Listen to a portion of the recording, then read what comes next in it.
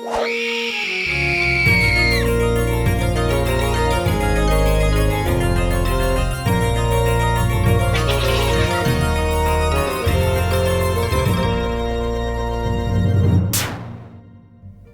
and welcome to the special Halloween edition of GameSack, where we're going to talk about some great games that are fun to play during Halloween. Oh, awesome!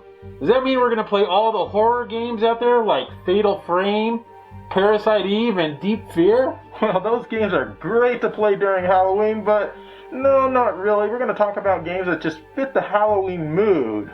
Oh, that's awesome. Well, what game are we going to start with? How about a cult classic like Zombies Ate My Neighbors?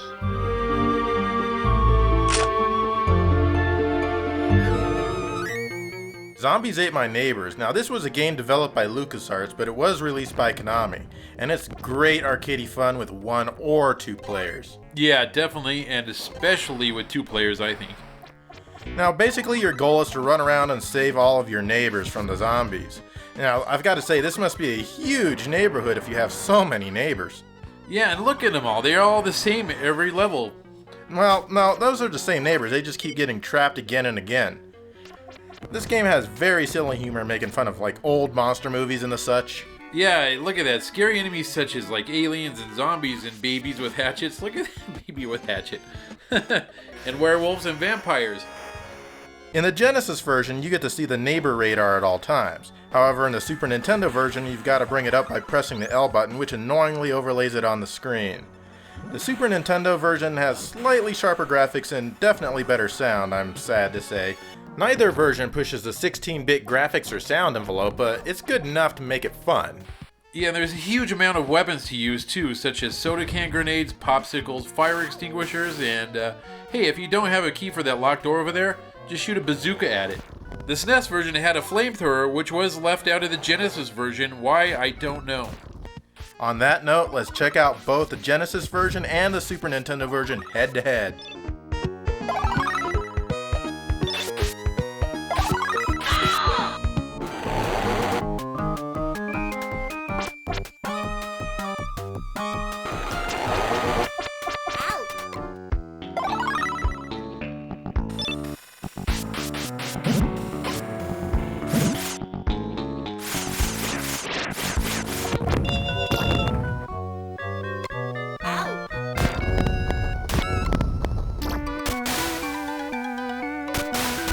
There was a Super Nintendo only sequel called Ghoul Patrol, but this time it was released by JVC, although it was still developed by LucasArts.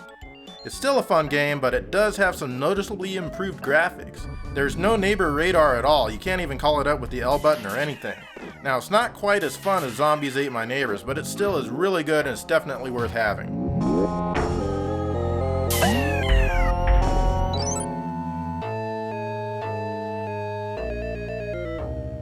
And here is Haunting, starring Poltergeist by your favorite developer, Electronic Arts. This is a good premise for a game, let me tell you. Your job is to possess household items and furniture to scare people. It's really fun to see the different ways to scare the Sardini family here. Almost all objects in the house have different animations. The premise kind of reminds me of Beetlejuice, how you have to scare the people living in your house away. This game was designed in an era where the main character of any game had to have tood. Oh man, he does have some toot here, but thank God he can't talk or else it would be much, much worse. You know, I don't know if it's just me, but I think this game kind of gets boring after 5 or 10 minutes. Yeah, I think it is kind of just you, because I would like to play this game longer to see all the different animations of possessed objects.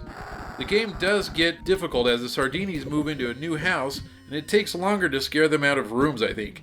This means your ecto level has more time to drop, which means more time in the underworld. That underworld is kind of boring in my opinion.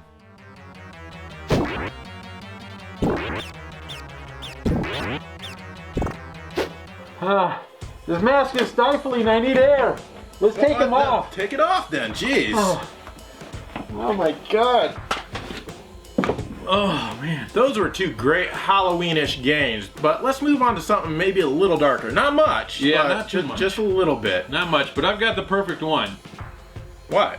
Super Castlevania 4. Nice.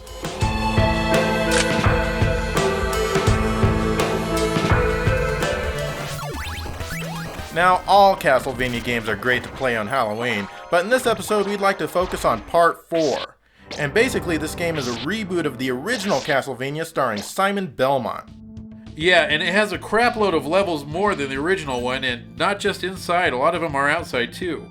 And there's a lot of classic horror monsters to beat in here. I love the skeletons in this game. They throw their bones at you. How many bones does a skeleton have? Apparently infinite. This game has amazing gameplay mechanics. The limp whip is especially fun to use. Yes, this worked very well. And here's another cool use for Mode 7. In one of the levels, the floor rotates and you have to hang by your whip. This opens up the path to the rest of the level. This game has great music. It's a very haunting score for a cartridge game. Oh, indeed. This is one of my favorite OSTs of all time. Every track is completely listenable outside of the game.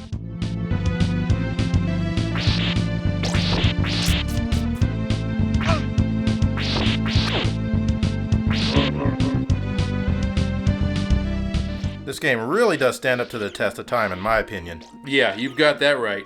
The game is 20 years old and I still love it. I would gladly rip apart our friendship, Joe, if somebody offered me even a cart-only version of this game. But you already have it, dumbass. I'd take a second.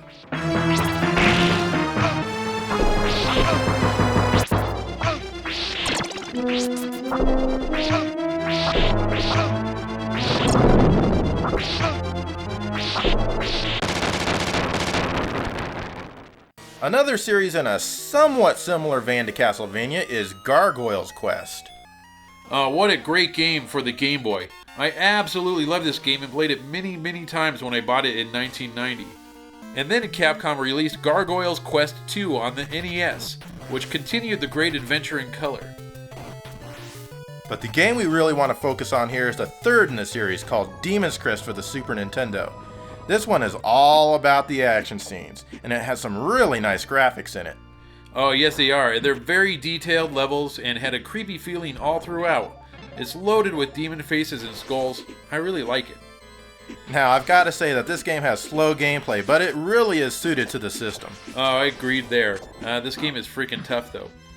I hate the Firebrand character. I have always hated him. He's so annoying in Ghosts and Goblins and Ghouls and Ghosts. Couldn't they have made the game based on a different character? I always want to commit suicide in this game just to see him die. And why doesn't he ever fight Arthur? He should be the final boss.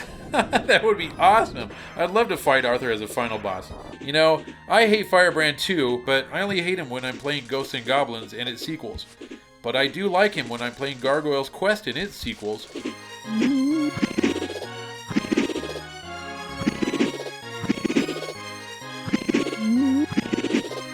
Man, these games have been totally filling my Halloween mood, man. Yep. But now I'm totally in the mood for something that's really, really gonna scare me. Oh, and I've got just the game. The one that you refused to buy because it was way too scary for you. No, not that. Yep. No. Silent Hill 2.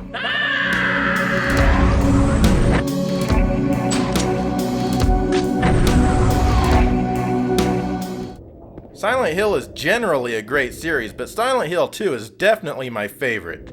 This is the Xbox version, but the PS2 Restless Dreams version has all of the stuff this version has.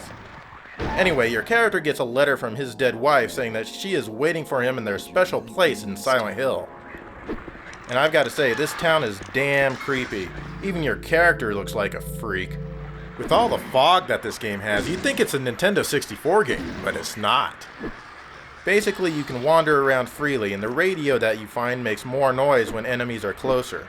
And some creepy stuff can happen. Take a look at this empty room. There's no one in here, right? You leave it and go and come back just a little bit later, and there's a murdered dude in a chair watching TV. Oh my god, that is scary. What do you think he's watching, Joe? PBS? American Idol. This game has great atmosphere. It's not scary. No game is scary, honestly. But this one might come close. Excuse me, I'm sorry. I No, was it's just... okay. I didn't mean to scare you. I'm kind of lost. Another game that has a super creepy atmosphere is Limbo for the Xbox 360, PlayStation 3, and the PC. The game is in black and white and has slightly blurry graphics, and it really adds to the spooky, strange atmosphere. This game is totally creepy and it has all these rotting fish carcasses and giant spiders. The death scenes were pretty darn sweet too. You know, it was actually really disturbing watching a little boy dying with so many different kinds of death scenes, don't you think, Joe? No, I really don't. I actually like that part of the game. Now, there's not much in the way of music or sound, but just enough to make everything really creepy because it leaves a lot to your imagination.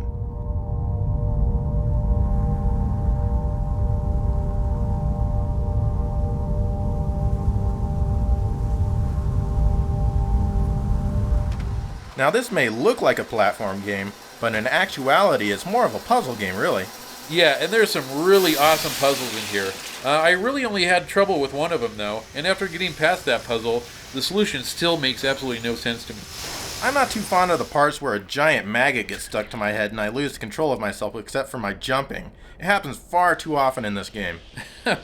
Yeah, I actually kind of like those maggots, and I don't feel they were really overused.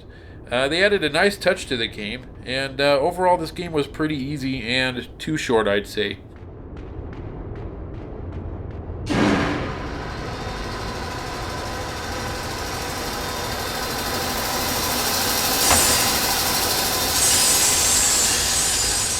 That was awesome, Joe. Silent Hill wasn't as scary as I remember. No, it's really not horrible, you know? Yeah, so can we go trick-or-treating now? No, not yet. Why not? Well, because I want to show everyone glimpses of some other games that are great fun to play on Halloween. Oh, okay. Well, let's do that.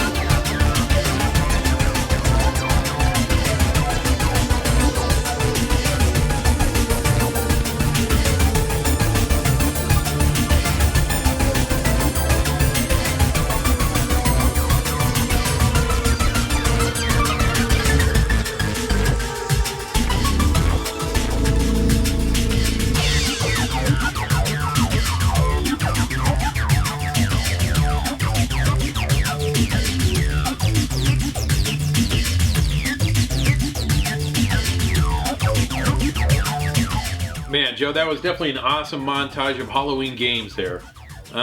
Except for maybe Mr. Bones on the Saturn, I think. Well, yeah, that one and a few other games in there aren't so great, but still.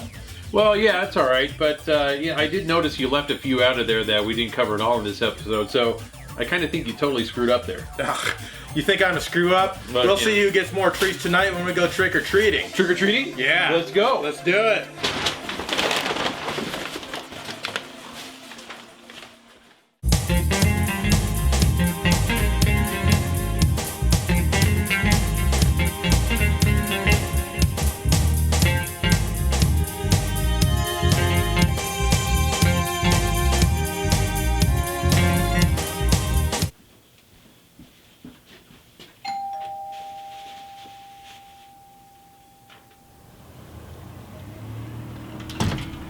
Looks so scary.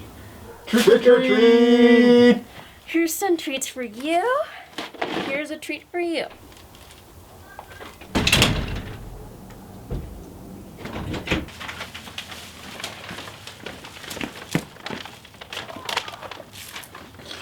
Oh my God! Awesome!